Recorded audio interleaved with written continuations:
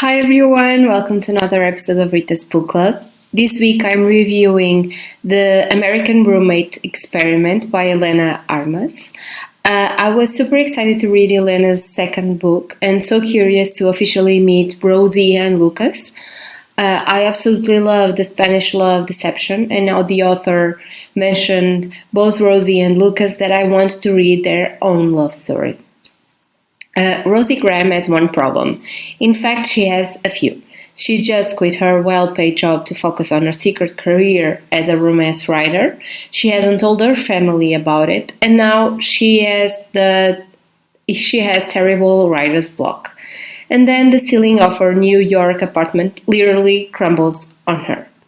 Luckily, she has her best friend Lena's spare key while she's out of town. What Rosie doesn't know is that Lena already lent her apartment to her cousin Lucas Martin, who Rosie has been stalking on Instagram for the last few months. Lucas seems intent on coming to her rescue like a Spanish knight in shining armor, only this one strolls around the place in a towel, has a distracting grin, and a irresistible accent, and he cooks.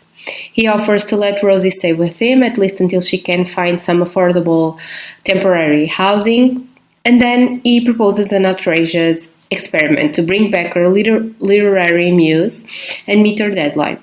He will take her on a series of experimental dates meant to jumpstart her romantic inspiration. Rosie has nothing to lose, and her silly online crush is totally under control. But Lucas' time in New York as an inspiration date, and 6 weeks may not be enough for her.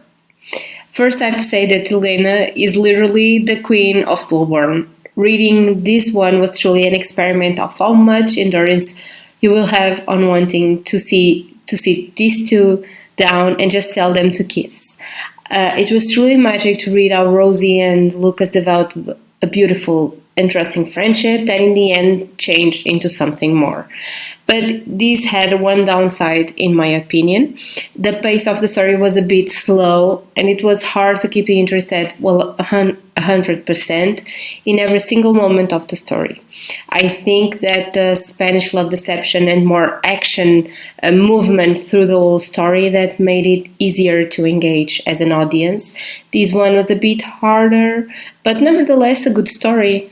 I think the most important thing that I got out of this one was the friendship that developed between Rosie and Lucas. I always heard that a good relationship has to start with a good foundation in the form of a friendship, and this is very on point during the story. The attentive way they started to get to know each other, their likes and dislikes, their own problems, which the other was able to help out, even if just in the form of talking.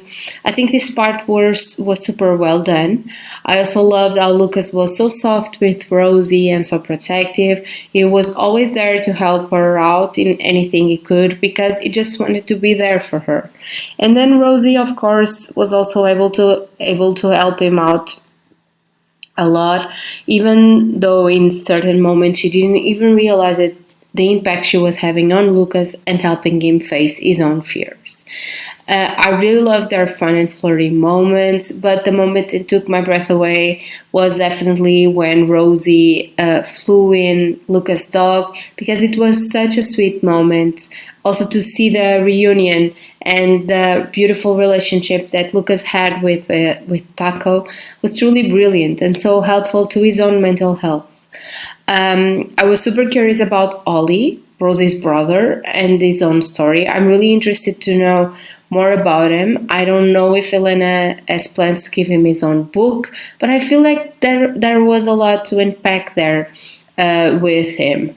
Finally, a big shout out to Elena for actually including Catalina and Heron through the story.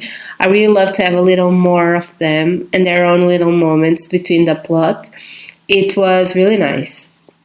As always, if you like this video, please like, comment, and subscribe to my channel. You can also follow me on Instagram at Rita's Book Club for more content.